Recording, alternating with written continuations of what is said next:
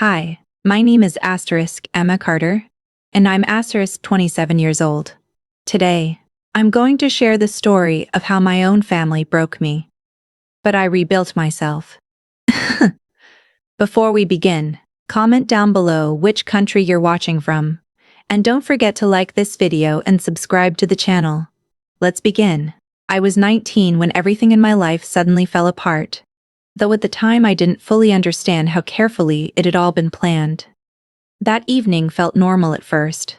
I came home expecting the usual silence, maybe a short conversation over dinner, nothing more. Instead, I found my parents sitting in the living room with stiff expressions, and my older brother standing beside them, with his arms crossed, watching me like I was a stranger.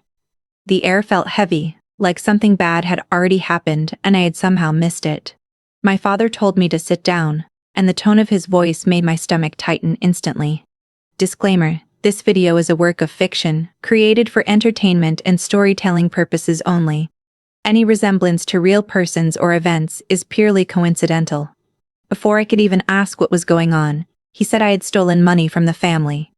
For a moment, I honestly thought it was some kind of misunderstanding, or maybe even a joke, because it made no sense. I barely had enough money to take care of myself, let alone steal from anyone. I laughed nervously and told him he must be mistaken, but no one else laughed. My mother slowly placed a file on the table in front of me, her hand steady, her face cold in a way I had never seen before. Inside were printed bank statements, transaction records, and even what looked like my signature authorizing withdrawals. I picked up the papers, my hands starting to shake as I flipped through them. Everything looked real, too real. My name was there, again and again, connected to amounts of money I had never seen in my life.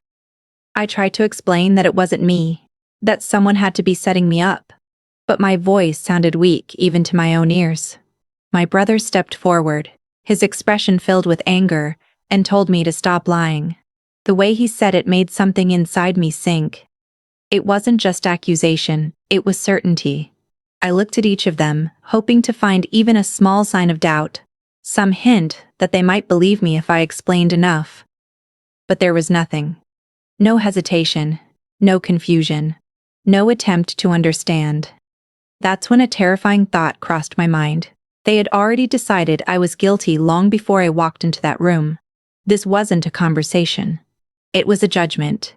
I kept repeating that I didn't do it, that they had to listen to me.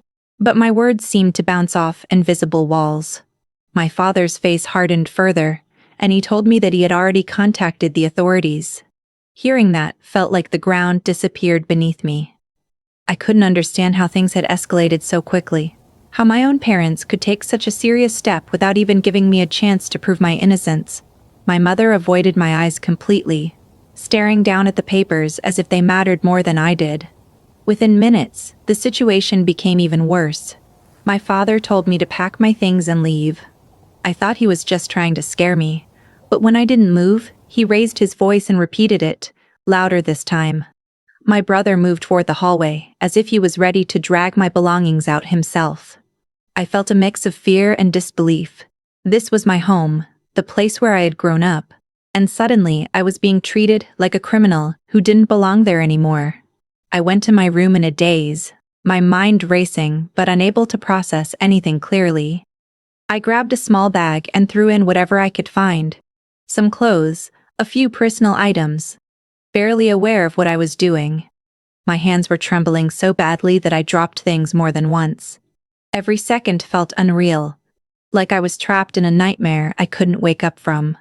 I kept expecting someone to stop me, to say this had gone too far, but no one did. When I walked back into the living room with my bag, no one said a word. My father simply pointed toward the door. I tried one last time to defend myself, my voice breaking as I told them they were making a mistake, that I would never do something like this. My brother just shook his head, and my mother still refused to look at me. That silence hurt more than anything they could have said. The moment I stepped outside, the door closed behind me without hesitation. The sound echoed in my ears, final and cold. I stood there for a few seconds, staring at the door, waiting for it to open again, waiting for someone to come out and call me back. But it never happened. The house that had once been my safe place now felt like it had erased me completely. I walked away slowly, not really knowing where I was going. The streets felt different that night, darker and unfamiliar, even though I had walked them my whole life. I didn't have my phone, and the small amount of money in my pocket wasn't enough for anything meaningful. Every step made the situation feel more real, more permanent. I kept replaying the scene in my head, trying to find some explanation, some reason why they would do this to me. But nothing made sense. As the hours passed, the shock started to turn into something else. A deep, heavy pain settled inside me, mixed with anger and confusion. I had lost everything in a single night: my home, my family, my sense of belonging. Sitting alone on a quiet street, with nowhere to go and no one to turn to, I realized that whatever had just happened wasn't an accident or a misunderstanding. It was something deliberate, something planned, even if I didn't yet understand why. The first few weeks after I was thrown out felt like I was trapped in a constant state of survival, where every small decision mattered more than anything else.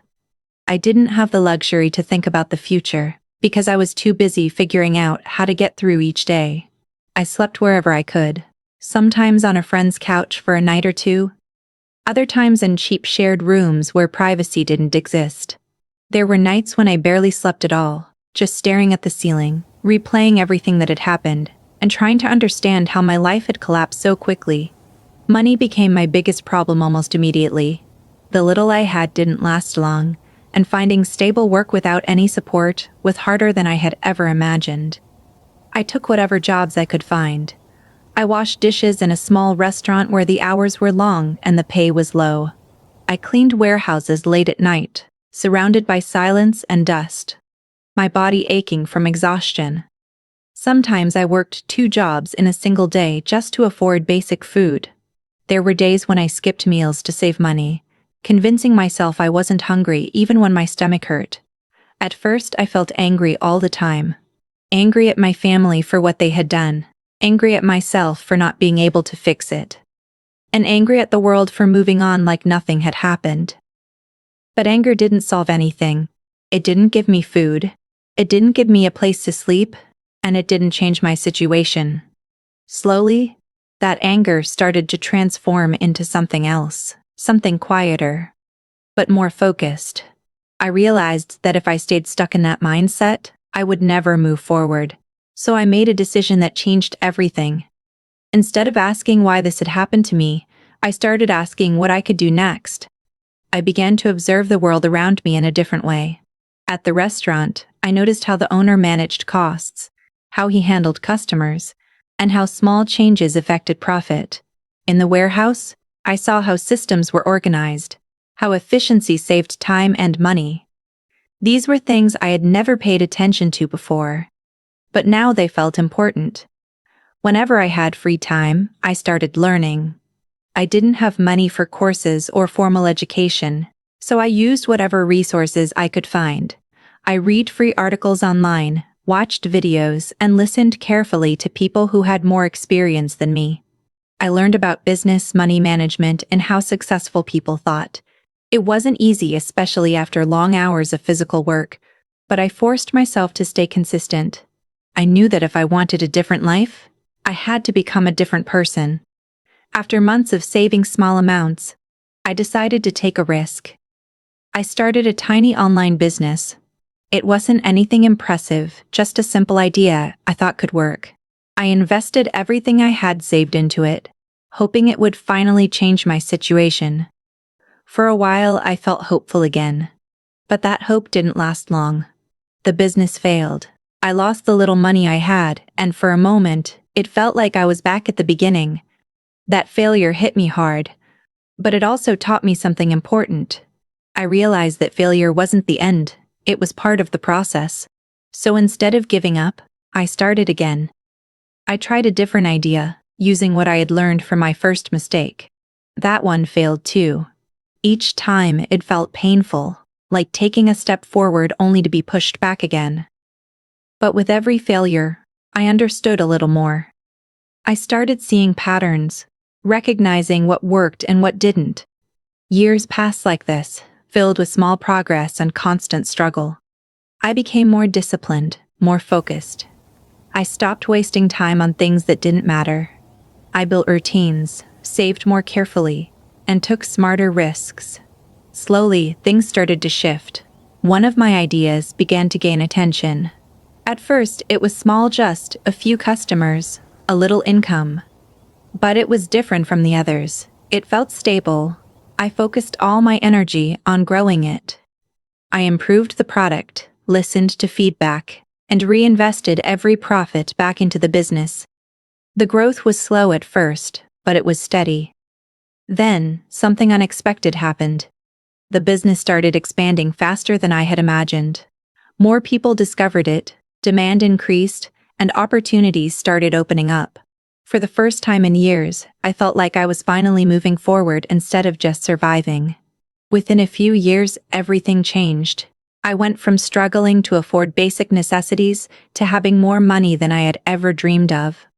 My lifestyle improved, my surroundings changed, and people started treating me differently. But despite all of that, I didn't feel the excitement I thought I would. There was no moment of celebration, no sense of complete happiness. Because deep down, I was still carrying the past with me. Every success reminded me of where I had come from, and more importantly, who had put me there. I never forgot the night I was thrown out. The accusations, the silence, and the betrayal. Those memories stayed with me, not as pain anymore, but as motivation. They became the reason I kept pushing forward, even when things became easier. By the time I reached my mid-20s, I wasn't just stable. I was powerful in a way I had never been before. I had money, knowledge, and control over my life. I had built everything from nothing, step by step, without any help from the people who were supposed to support me. And with that power came a realization I couldn't ignore anymore. This wasn't just about survival or success. It was about what came next. Because even though I had rebuilt my life, there was still something unfinished, something waiting for me to face it directly, something that had been growing quietly inside me all those years. By the time I had built a stable and successful life, I finally had something I had never possessed before: control. Not just over my finances, but over my time, my decisions, and the direction my life was taking. For years, I had been too busy surviving to look back properly. But once things slowed down, the past started catching up with me again. The questions I had buried deep inside began to surface, stronger than ever. The biggest one was simple but impossible to ignore. Why did my own family do that to me? At first I tried to let it go. I told myself that I had already moved on, that digging into the past wouldn't change anything. But the truth was, I hadn't moved on at all. I had just learned to live with it. The betrayal still lived inside me, quiet but constant. No matter how much I achieved, it always found a way back into my thoughts. I realized that if I didn't find the truth, I would never have peace. So I decided to stop guessing and start finding answers. I hired a private investigator, someone experienced and discreet. I didn't want attention or unnecessary complications. I just wanted facts. At first, even explaining the situation felt strange. Saying it out loud made it sound almost unreal that my own family had accused me of stealing and thrown me out without proof. But the investigator didn't question me. He simply listened, took notes, and assured me he would look into everything. The waiting was harder than I expected. Days turned into weeks, and every time my phone rang, I felt a mix of anticipation and anxiety. Part of me hoped there was some misunderstanding, some hidden explanation that would make everything less painful. Another part of me feared that the truth would be even worse than I imagined. When the investigator finally called, his tone was serious. He asked to meet in person.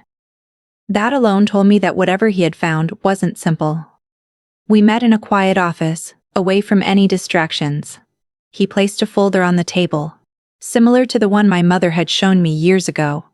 For a moment, just looking at it made my chest tighten.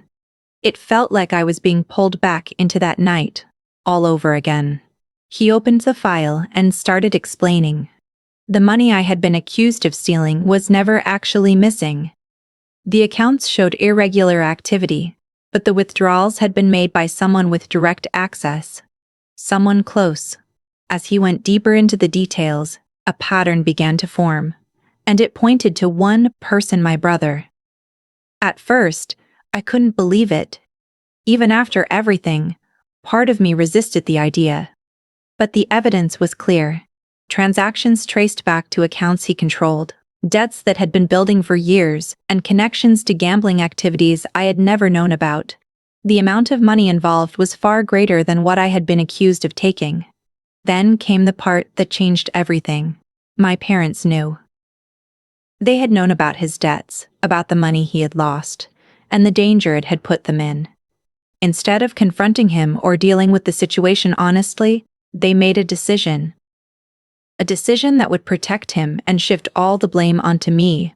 The fake documents, the accusations, the way everything had been presented. It was all planned. They needed someone to take the fall, and I was the easiest choice. Hearing that felt like something inside me broke, even after all these years. I had always believed they were wrong, maybe even unfair, but I never fully accepted that they had done it on purpose. Now there was no doubt left. It wasn't a mistake. It wasn't confusion. It was a deliberate betrayal. I sat there in silence as the investigator continued. He showed me more documents, more proof, each piece confirming the same story. But there was still more I hadn't expected. The house I had been thrown out of, the place I had always thought was our family home, wasn't even truly theirs anymore. Years before that night, they had quietly sold it to cover part of my brother's debts. They had been living under financial pressure for a long time, hiding it from everyone, including me. The image of stability they had always shown was nothing more than an illusion. Everything I had believed about my family started to fall apart. The trust, the memories, the sense of belonging. It all felt like it had been built on lies. I wasn't just betrayed in that moment years ago. I had been living in a reality they had carefully constructed, one that hid the truth until it was too late. As the meeting came to an end, the investigator asked if I needed anything else. I shook my head. I had more than enough. What I really needed was time to process everything I had just learned. Walking out of that office, the world felt different. Not because anything had changed physically, but because I now saw everything clearly. The confusion that had followed me for years was gone, replaced by a cold, sharp understanding. The anger I felt was no longer chaotic or emotional. It was focused. For the first time, I understood exactly what had been done to me, who had done it, and why. And with that understanding came a new sense of purpose. This wasn't just about clearing my name anymore. It was about holding them accountable for their choices. They had built their lives on lies, on deception, on sacrificing me to protect themselves. And now, I had the truth, the resources, and the power to respond in a way they would never see coming. Once I knew the truth, I realized something important: going after my family in anger would only make me look exactly like the person they had painted me to be. I didn't want a loud confrontation or a messy fight. I wanted something far more precise, something controlled. If they had destroyed my life with planning and patience, then I would respond the same way, but better. I decided I wouldn't confront them directly. Not yet. Instead, I would step into their world without them even realizing it. I would understand their weaknesses, their habits, and most importantly, their financial situation. Because money was the reason everything had happened in the first place, and I knew it would also be the key to everything that came next. I started by creating a separate business identity, completely disconnected from my name. On paper, it was just another growing company, nothing that would raise suspicion. Behind the scenes, it became my tool. Through it, I began quietly tracking the financial networks connected to my family. Loans, debts, investments, everything they were tied to. I started mapping out piece by piece. It didn't take long to see how fragile their situation really was. Even after everything they had done, they were still struggling. My brother's habits hadn't changed. If anything, they had gotten worse. He had started new ventures, risky ones, trying to recover what he had lost. My parents were still supporting him, still covering for him, digging themselves deeper each time. That's when I made my first move. I began acquiring the debts connected to them. Not directly, of course. That would have exposed me too early. Instead, I worked through intermediaries, buying loans from institutions that were more than willing to sell them off. To anyone else, it would have looked like normal business transactions. But I knew exactly what I was doing. Slowly, carefully, I was placing myself in a position where I would control the pressure points of their lives. At the same time, I started influencing the opportunities around them. When my brother tried to expand his business, a competing company suddenly appeared in the same market. That company was mine. It offered better prices, better services, and quickly took away his customers. From his perspective, it probably felt like bad luck or tough competition. He had no idea it was deliberate. Every move I made was calculated. I didn't rush anything. I let time do part of the work. As months passed, their situation began to shift. Small problems started appearing: first missed payments, delayed deals, failed negotiations. Then those small problems turned into bigger ones. Investments that seemed promising suddenly collapsed. Partnerships fell apart without clear reasons. I watched it all from a distance, never interfering directly, never showing my hand. It wasn't about quick destruction. It was about slow, unavoidable pressure. I wanted them to feel the same helplessness I had once felt, the confusion of not understanding why everything was going wrong, the frustration of trying to fix things that kept falling apart. Eventually, the cracks became impossible for them to ignore. My parents started struggling to keep up with their financial obligations. The stress began to show in their decisions. They made riskier choices, hoping to recover faster. But those choices only made things worse. My brother, instead of learning from his mistakes, doubled down on them. He borrowed more, chased bigger risks, and lost even more. That's when I made the next major move. The house they were living in had become their last sense of stability. It was the one thing they still held on to, the one place they believed was safe. But I already knew the truth about it. It wasn't as secure as they thought. Through a series of legal and financial steps, I positioned myself to acquire it without drawing attention. The process took time, but eventually, everything aligned. The ownership transferred, quietly and legally. On paper, it was just another acquisition for my company. But in reality, it was the final piece of the plan. Even then, I didn't act immediately. I waited. I let them live in that house, unaware of what had changed, unaware of who now controlled it. I wanted the moment to come at the right time, when everything else around them had already weakened.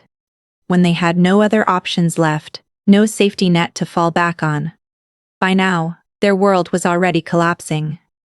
Debts were catching up to them. Opportunities had disappeared. Relationships with others had become strained. They were running out of time, out of money, and out of solutions. And still, they had no idea that I was behind any of it. From my side, everything was calm, controlled. There was no anger in my actions anymore, no emotional decisions. Just strategy. Just execution. I had turned years of pain into something sharp and focused, something that guided every move I made. I often thought back to the night they threw me out, the confusion, the helplessness, the feeling of losing everything in a single moment. Now, the roles had completely reversed. I was no longer the one reacting. I was the one in control, deciding how and when things would unfold. As the final step approached, I knew there was no turning back. Everything had been set in motion, and the outcome was already inevitable. They just didn't know it yet. And when the moment finally came, when the truth would stand in front of them just as it had once stood in front of me, there would be no confusion left, no excuses, no escape from the reality they had created for themselves. The day everything came to an end felt strangely calm, almost too quiet for something I had been building toward for so many years.